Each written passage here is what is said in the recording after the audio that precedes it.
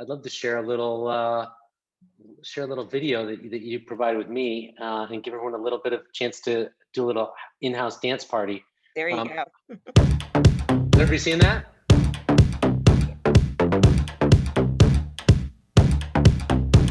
Yes, no, maybe so. Like a rocket gonna blast off, watch me go. Yay, yay, say my name. Haters gonna hate, but I'm hotter than the game, so ha! Hello, bye-bye. Everybody looking at me, but I don't mind. Cause dang, straight, righteous what? Hungry like a wolf, gonna get me some. Come on now, let's work. Come on now. Come on now, let's work. Check it out. Come on now, let's work. Come on now, check it out. Come on now, let's work. Come on now, check it out. Come on now, let's work. Come on now, check it out. Come on now, let's work. Come on now, let's check it out. Are we all pumped now? All right. I'm excited. So I appreciate you taking the time to speak with me again here today, and certainly to speak with the Brand Innovators team and audience here. You have the advantage of having of leading a marketing organization and an iconic brand, certainly an iconic American brand that most of us are familiar with one way or another, through our lives. But I'd love it if we could even just start, and I think a lot of this even came through in the video. Could you just open up a little bit, and for those of us who may have known you through the pink Cadillacs or other, give us a little bit of sense of the history of the company and the brand, and a little bit on your mission, if you would. Sure. Always happy to talk about our company and the amazing legacy of Mary Kay Ash. We truly are a company that was founded by a woman for women.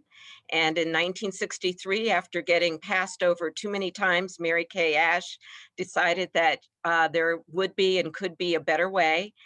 She designed a company that would offer unlimited opportunities for women, all women, to earn extra money, to earn a career income if they chose, but importantly, to do that with the flexibility to really have it all in the sense of pursuing all of life's priorities. So with that, she started her business with 9 of her best friends. Fast forward today, Mary Kay supports the success of millions of entrepreneurs all around the world in nearly 40 countries. Mary Kay has a strong presence not only in North America, Latin America, Western and Eastern Europe, as well as Asia. And importantly, the company is still private and it's family owned, and we are able to stay very true to the original mission of enriching women's lives. We do that by offering an earning opportunity. You know, cosmetics are what we sell, but it's really a business that's grounded in relationships. It's grounded in values. It's really about women empowering other women and supporting their success. So today, as you saw in the video, yes, we have a lot of exciting, amazing products, but the real excitement is really how we are empowering women today in many ways all over the world. And can you spend a minute to, because you talked about empowering women and the ability to help them build their own future and guide their own destiny. Your business model is a really important one, especially as we start to get into digital. Can you talk for a moment, again, for those who aren't familiar, your distribution and sales channel? Yes, our business model as a direct seller is basically about developing entrepreneurs. We formulate and manufacture almost all of our own products. We sell those products to Mary Kay business owners who then develop a customer base, and they have an opportunity to earn a retail profit on the products that they sell. And we are very true to that model. We only sell to our customers who are the independent sales force. They in turn develop a customer base, and we support their success. And speaking specifically to my role, support their success not only with innovative products, but also the social media, digital assets, digital business tools, all the marketing support, all of the scientific credentialing and information that they need to be a trusted resource to their customer base, and to provide their customers really with personalized, customized beauty solutions. So you touched on a couple of things that we're going to circle back on, and certainly the digital assets, social media, digital business tools. Before we really dive in, because that's our theme today, winning the digital game. Can you describe for us your role and as you kind of think about your role as the CMO, where digital fits into your organization? As we'll start drilling down into that a little bit more as we go. Yes, in my role as Chief Marketing Officer, I lead a very talented global team. I not only have a corporate team based in Dallas, where we are headquartered, but I also work with a team of marketers all around the world.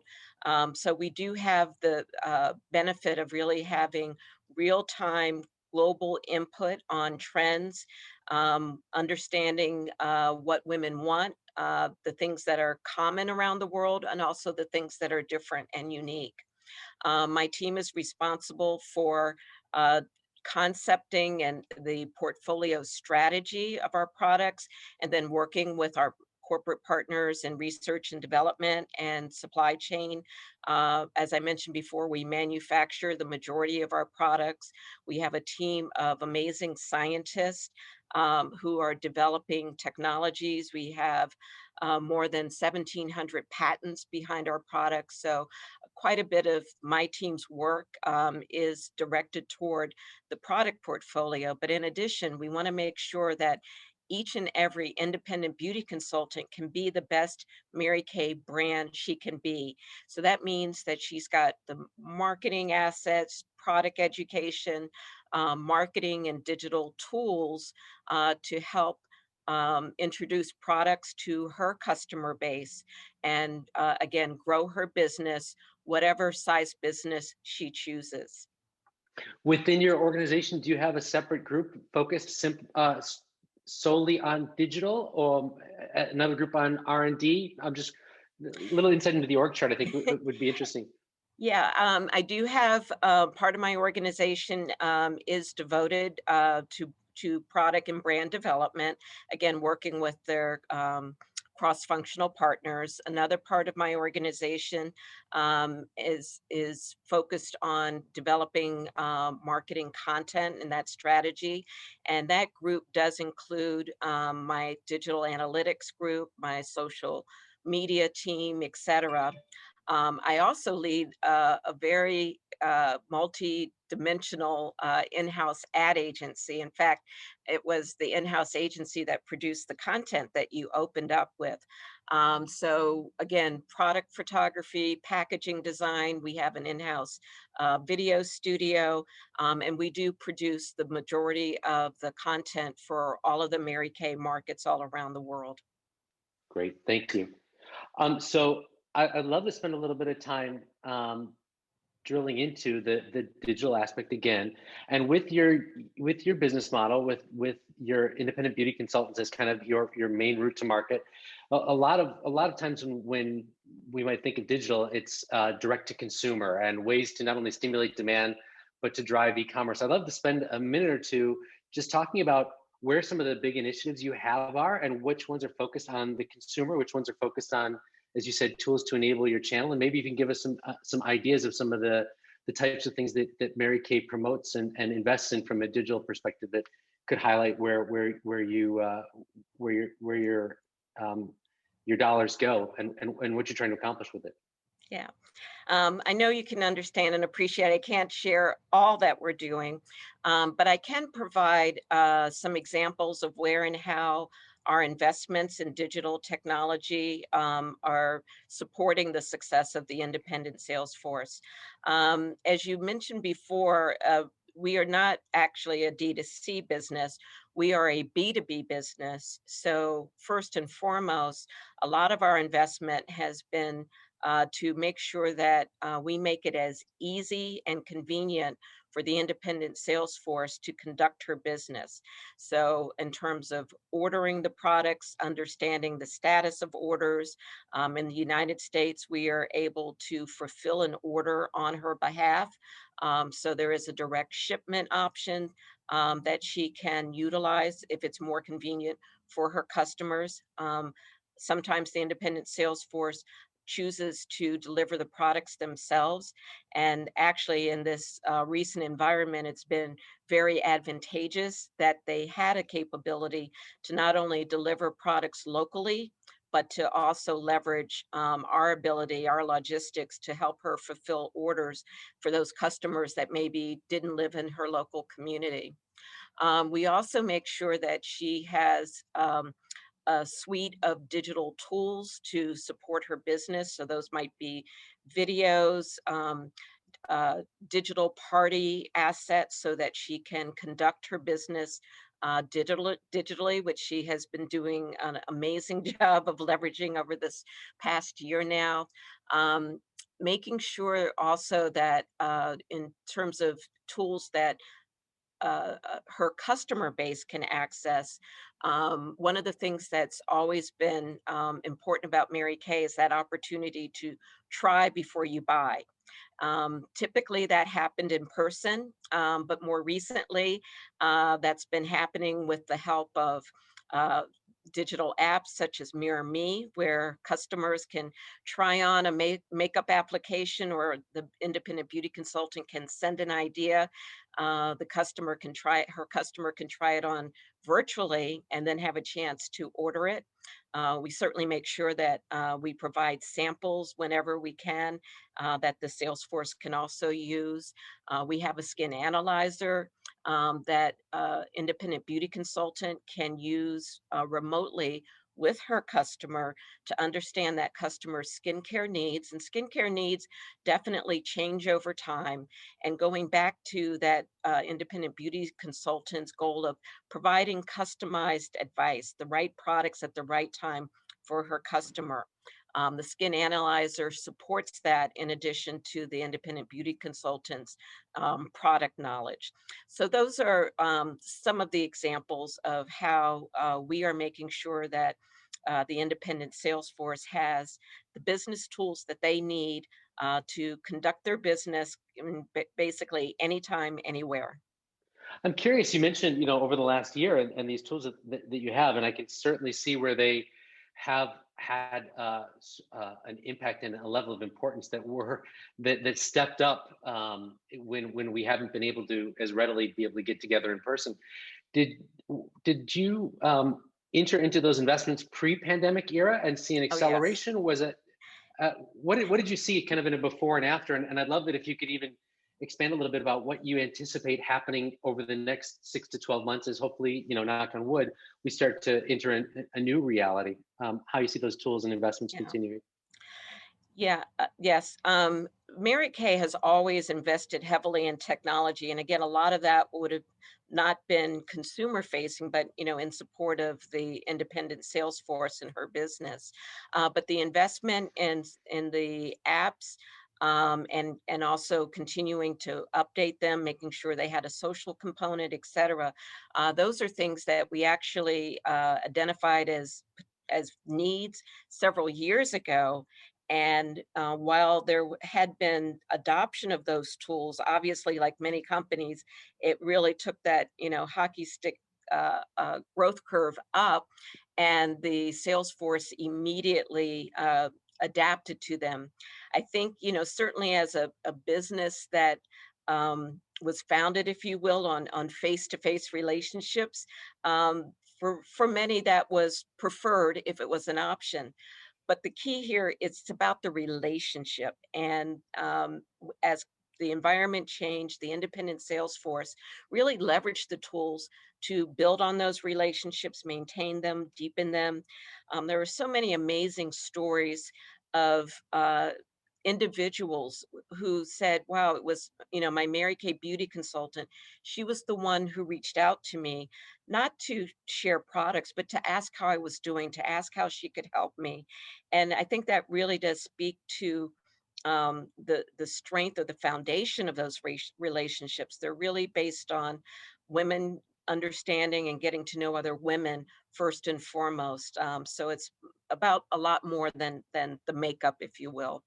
Some of the things that we're spending more time and imagination on certainly are about how do you bring the excitement, the energy, the connectivity to a virtual event, because not only is that relevant for her selling situation, but so much of the engagement and encouragement of our independent sales force would typically happen at a big live event, whether it was our annual sales conference, our leadership events, um, yeah, product launch events in local communities, career development events.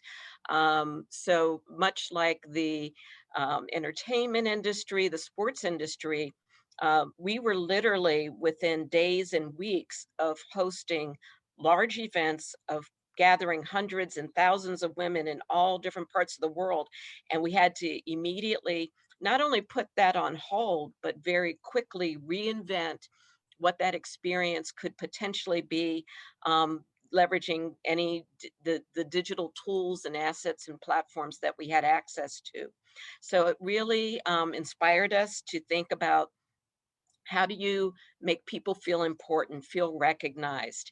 And over the last year, every time we've, produced an event, it just gets better and more exciting. And we're finding new ways to make sure that there's a sense of community in the environments. There was just a recent event over the weekend, and we had a whole social wall where we were running the tweets and the chats, so people had that sense of energy and conversation. For our independent national sales directors, we created an applause wall. So anytime someone had a special recognition, we were there with applause coming from all of the national leaders. So a lot of the innovation is not necessarily limited or solely tied to the functionality of technology, but it's how we're using it. And to how you use it to maintain the cultural connections, I know is such an important part of your business, especially for the energy level for your sales team, your independent sales team. Yeah. And any other lessons? I could spend a couple hours, because I like many of us on this, and it's kind of meta, on this panel right now, or in this audience right now.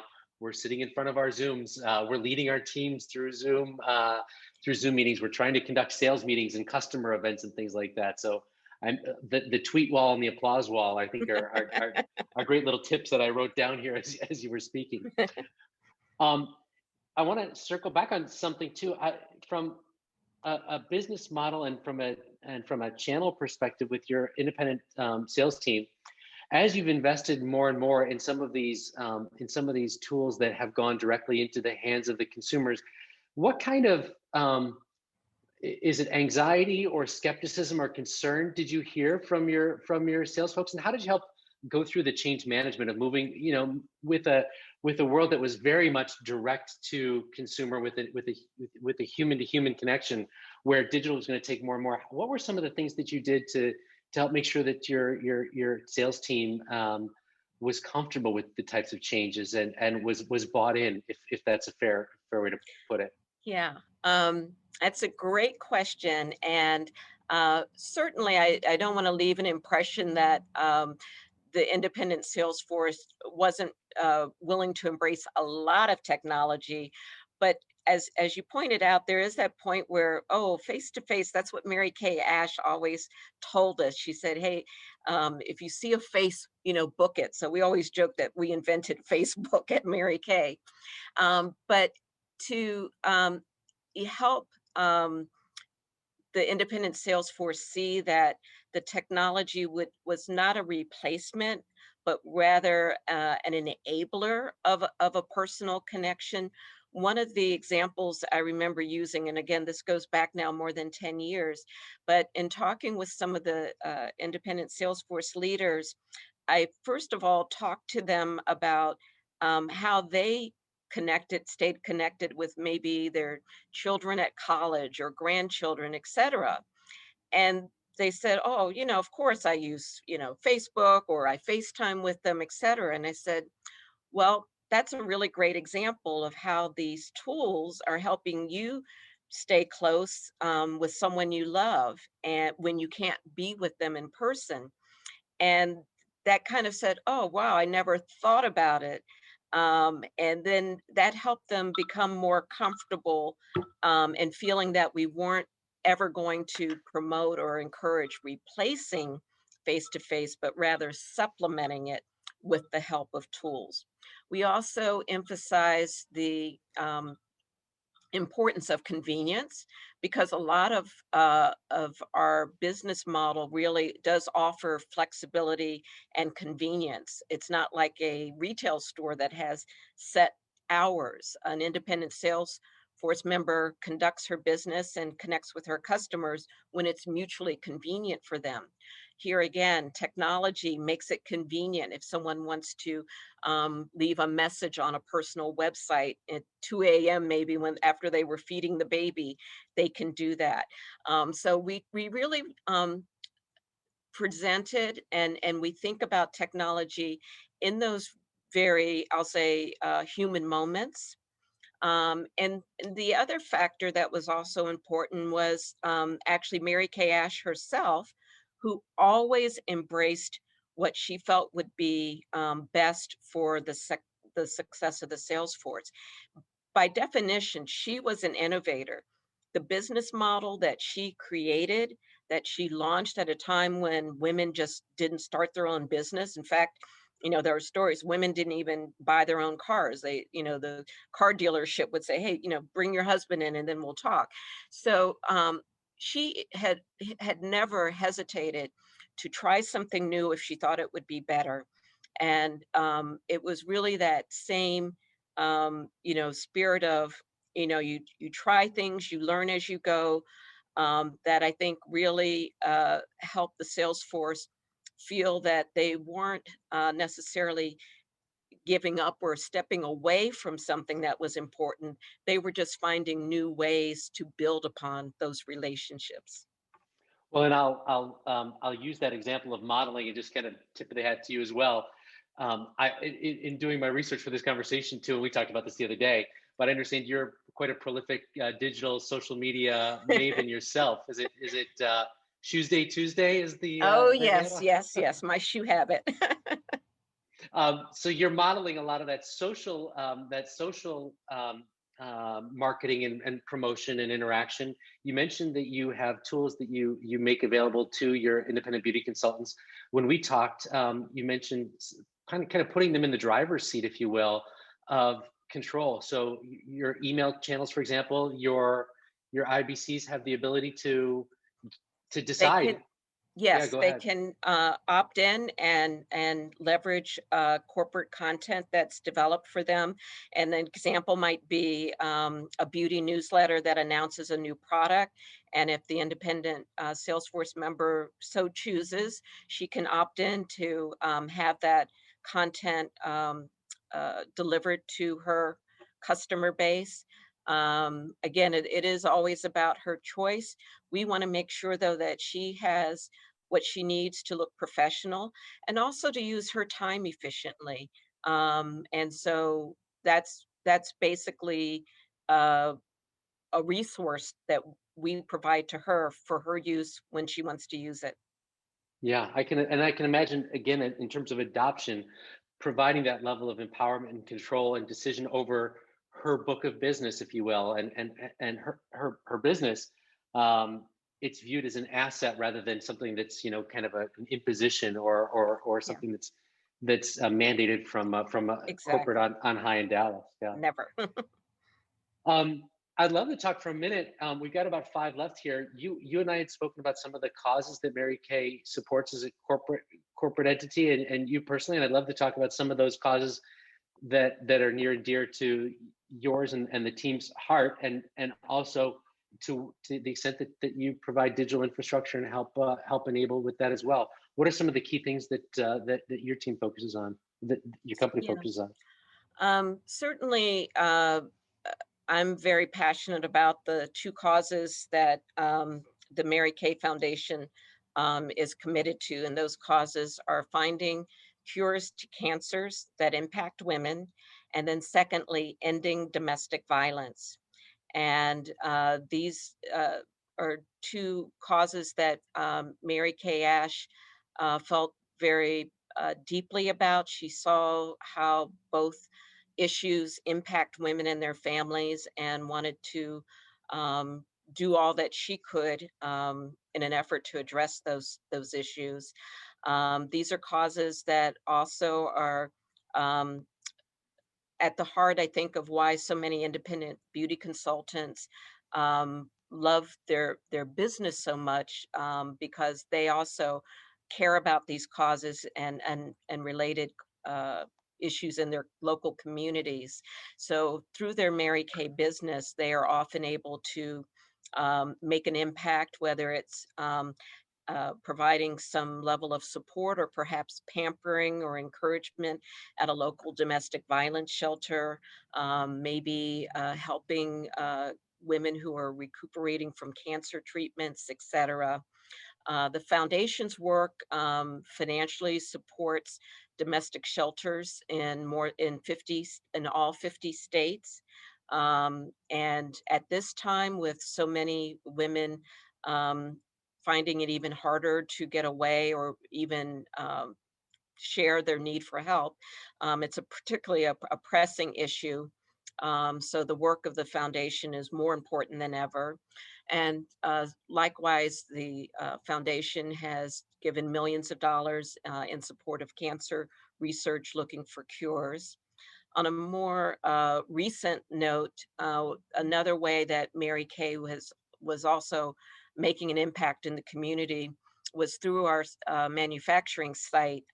When the COVID broke out and there was such a severe shortage of hand sanitizer, we were given authorization to manufacture a hand sanitizer. It wasn't something that we would normally produce, but once we were able to get permission, we basically went into action, and in basically about 10 days had gone into production with uh, large supplies of hand sanitizer. We partnered with the Baylor Scott Foundation here in Dallas to arrange for how best to distribute that hand sanitizer where it might be most needed at the time. We were able to get a lot of the product to the frontline workers. We also made sure we were getting that same hand sanitizer to some of the domestic violence shelters who didn't necessarily have access. Again, this is not only something that the company and the employees are passionate about making an impact where we can, when we can, but it's a shared commitment with the independent sales force. And they themselves do a lot of exciting events to financially support the Mary Kay Foundation. So it's, again, the heart of Mary Kay is very much in our DNA. I appreciate the good works, and I love the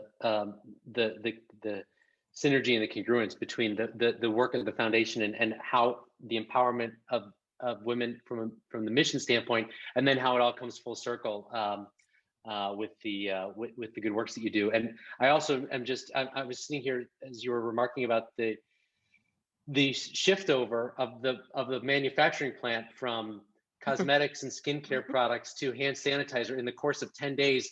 Wouldn't it be great if any corporate change that needed to be made could be done like that, with that quickly and turn on a dime? Well, you know what? That it really has inspired us, and I certainly won't claim we can do everything on that, but we were really energized about how we were able to mobilize and make the decisions and empower the teams to move as quickly as possible. And that energy and confidence around our agility definitely carried through the year, not only here in Dallas, but in the individual markets. And, we could talk for probably another hour, all the stories about, the different ways that the employees, really rose to this occasion at this time. And we're going to keep that same energy as we're going into 21 and beyond. I think it really unleashed a lot more creativity. And as I've shared with a lot of folks, when you know your purpose and you have that clear line of sight around why you are doing what you're doing, you can really do anything. And that was Yes. really what Mary Kay taught us. It was always about, you can do it.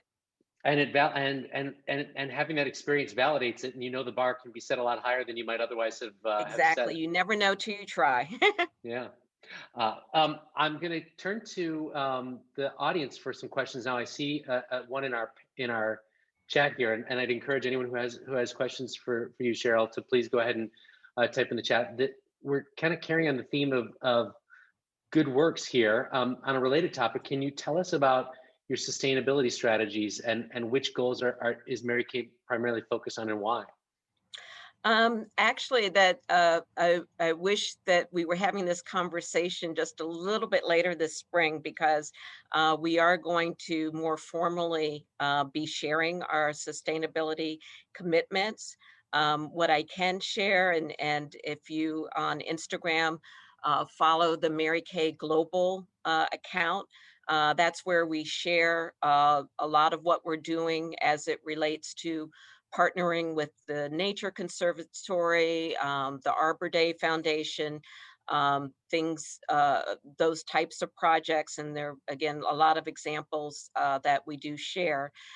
We are also, and have been, focused on reducing the amount of plastic that goes into our packaging. And we've had a number of projects that we've implemented, and certainly there will be more in the future. Historically, things like our refillable compact have been one of the ways that, at a time where most makeup compacts were being, thrown away when they were, maybe about halfway consumed. Things like our customizable compact have actually been a way that we've been approaching things with more of a sustainable mindset. So not to totally evade the question, I would just welcome if folks would follow Mary Kay Global, or check on marykay.com, where we publicize all of our partnerships with NGOs and other organizations, because we are committed, and it's really something that Mary Kay Ash often talked about, protecting the planet for our grandchildren. That's great. I don't see any more questions in the chat. We've only got a couple more minutes here. I'll just ask you kind of one last one for my own curiosity. What are some of the lessons that you've learned, and maybe if you could think of one place where you might have skinned your knee and avoid for the next time, especially as it relates to the theme, winning the digital game. Anything that you're going to take forward into 2021 that if you had a do-over or a mulligan, you might have changed or done better? I know it's a little bit of a provocative question. I'll put you on the spot. Well, I always maintain that if you've learned something, then it wasn't a total failure. So of course we learn along the way. I think most importantly, I can probably not underscore enough the value and importance of testing. And now with the capabilities we have, we really can test and learn so much faster, and also at perhaps a small enough scale that if maybe your message isn't right or the targeting wasn't right, you can quickly course correct. And given the nature of our business model, where we do know every customer by name, we don't really have, I'll say, room to make mistakes. We do have room to learn, though, and being able to learn at, in our case, at a small scale, or learn in different markets before expanding, has been extremely valuable, and certainly something we're going to continue to do a lot more of, so that we can continue to innovate, but do it in a way that never disrupts the independent sales force, and in a way that always maintains their confidence, because their confidence in their business is fundamental to their success. I love it, and I'm going to press you on what some of those learnings were at some point in the future. But Okay. Sheryl, You get a really rain check. I really appreciate you taking the time to speak with me and on behalf of the audience and Brand Innovators. I'll turn it back over to you, David, but this has been a pleasure. Thank you so much. Similar, likewise. Thank you, Eric. David, you're muted, buddy. It's always once a day hosting these. I always forget at least one time. We could have 8 speakers and, there'll be one time that I forget. But thank you guys, Sheryl, Eric, that was fantastic. We will have you back again soon, I hope. And this was wonderful. So, cheers, and, we'll continue with part 2 another time. Cheers. Thank you. I love it. Take care. Take care. All right, and to everybody who tuned in today on YouTube and here on Zoom, thank you so much for tuning in, and keep your eyes peeled. As I mentioned, we have an epic 4-day virtual summit. We're calling it Brand Innovators Trend Watch in March, the 16th to the 19th, in lieu of our usual South by Southwest tentpole event in Austin every year. So make sure you keep your eyes peeled for more on that. And on that note, have a great rest of your day and a great rest of your week, everyone. Cheers.